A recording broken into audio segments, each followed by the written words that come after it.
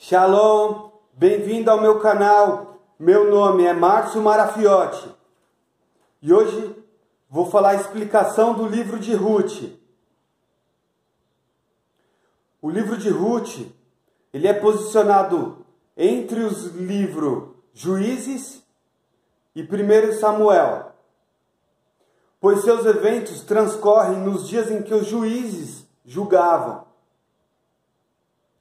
Ele conta como Ruth aceitou o Deus dos israelitas como seu Deus e os israelitas como seu povo.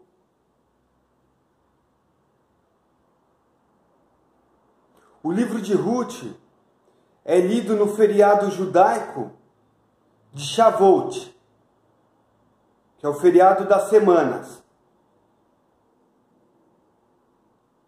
Este livro da Bíblia também merece destaque o fato da protagonista do livro ser uma estrangeira. E isto mostra que a salvação não tem fronteiras e que o amor de Deus não é nacionalista, nem exclusivista.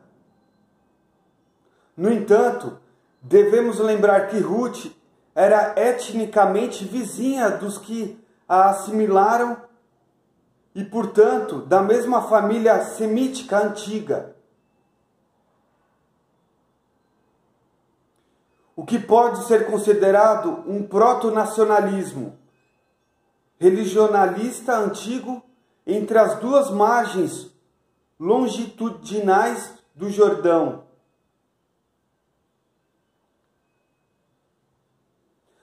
Na época dos juízes, durante uma fome, uma família israelita de Belém,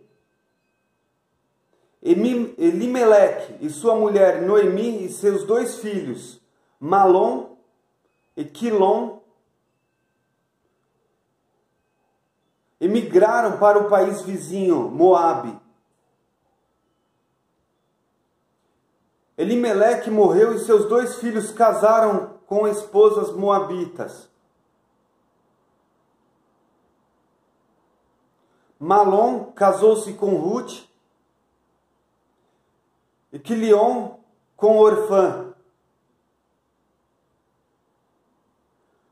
Cerca de 10 anos depois, os dois filhos de Noemi morreram em Moabe e ela decidiu retornar a Belém. Antes de partir, ela pediu que suas noras retornassem para suas próprias mães, para que pudessem se casar novamente.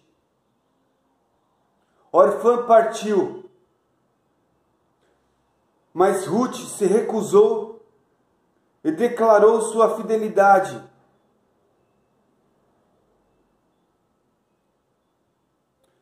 As duas viajaram para Belém no começo da colheita da cevada. E para sustentar sua sogra e a si própria, Ruth seguiu para os campos para colher espigas que ficavam para trás depois da colheita. O campo para o qual ela foi pertencia a Boaz, que a aceitou de bom grado, porque sabia da lealdade que ela havia demonstrado a Noemi.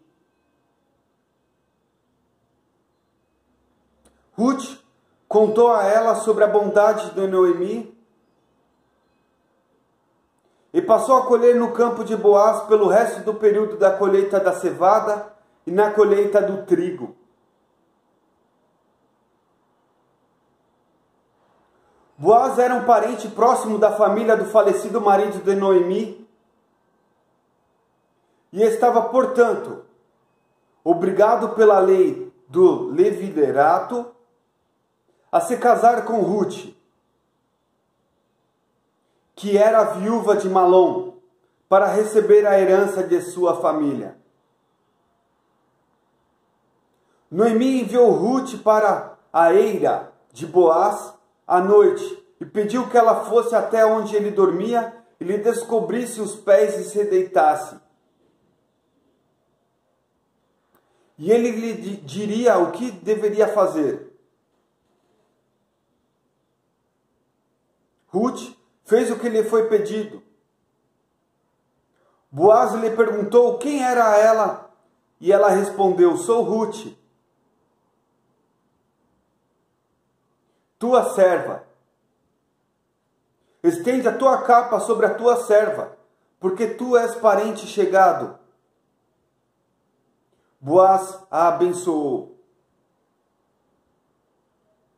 Concordou em fazer tudo o que fosse requerido e lembrou que todo o povo da cidade sabia que ela era a mulher viúva, virtuosa. Ele então reconheceu que era um parente próximo, mas afirmou que havia outro que era mais próximo. Ela permaneceu em submissão aos seus pés até conseguir retornar para a cidade na manhã seguinte. No início do dia, Boaz foi para o portão e se encontrou com outro parente mais próximo diante dos anciões da cidade. Não se sabe o nome dele, pois Boaz o chama apenas de amigo ou homem. Ele se mostrou disposto a colocar em risco sua própria herança ao se casar com Ruth, e por isso abriu mão de seu direito de redimir a herança de Malom, o que permitiu que Boaz se casasse com Ruth.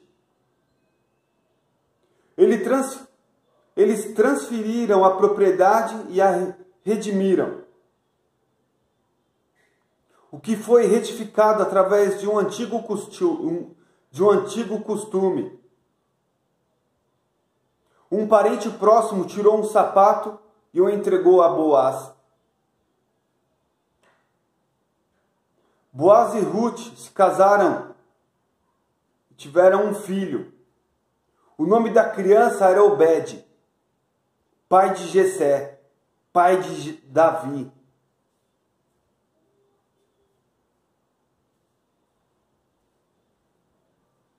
O livro de Ruth ilustra a dificuldade de tentar utilizar as leis ditadas em livro como Deuteronômio como evidência de uma prática real. Noemi planejava assegurar seu sustento e o de Ruth arranjando um casamento remidor com Boaz. Seu plano é claramente de natureza sexual. Ruth devia ir até a eira, um local na época associado à prática de sexo.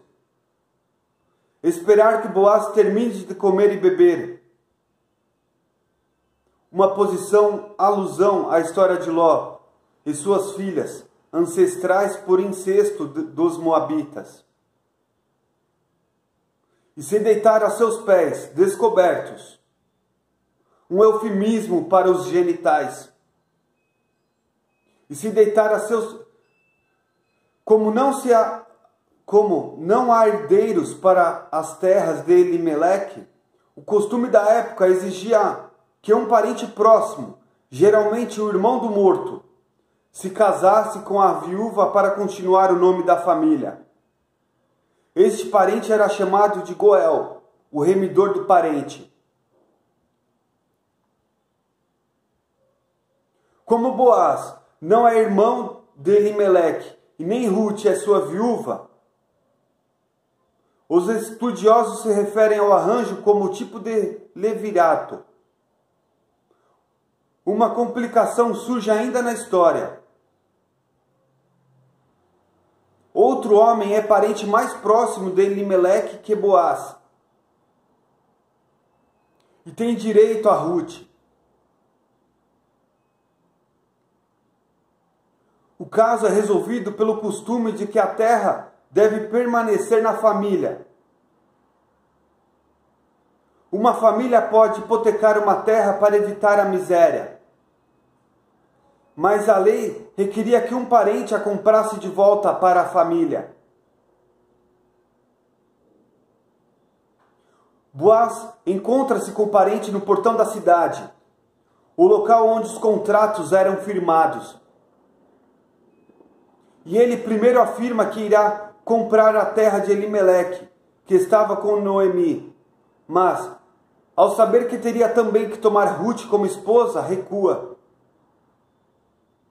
Boaz então se torna o remidor do parente, para com Ruth e Noemi. O livro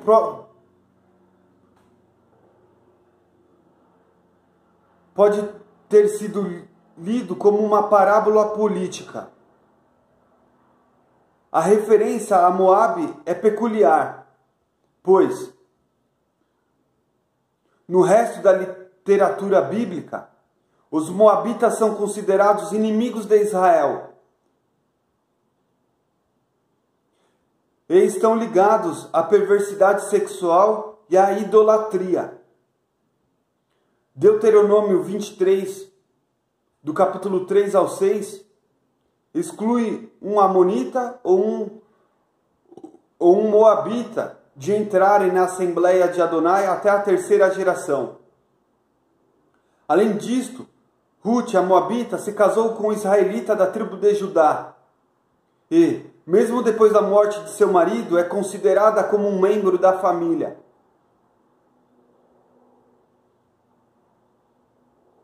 Ela depois se casa com outro israelita e com ele tem um filho que tornou-se um ancestral de Davi. Contrária à mensagem de Esdras, capítulo 9, verso 1, de que o casamento entre judeus e mulheres não judias deve ser desfeito.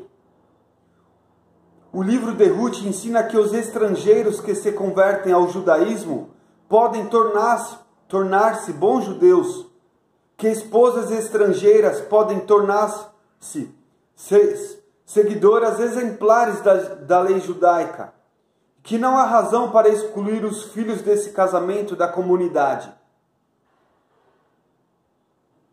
Bom, por hoje é só. Deixe seu like, se inscreva no meu canal. Encontro vocês no meu próximo vídeo. Shalom!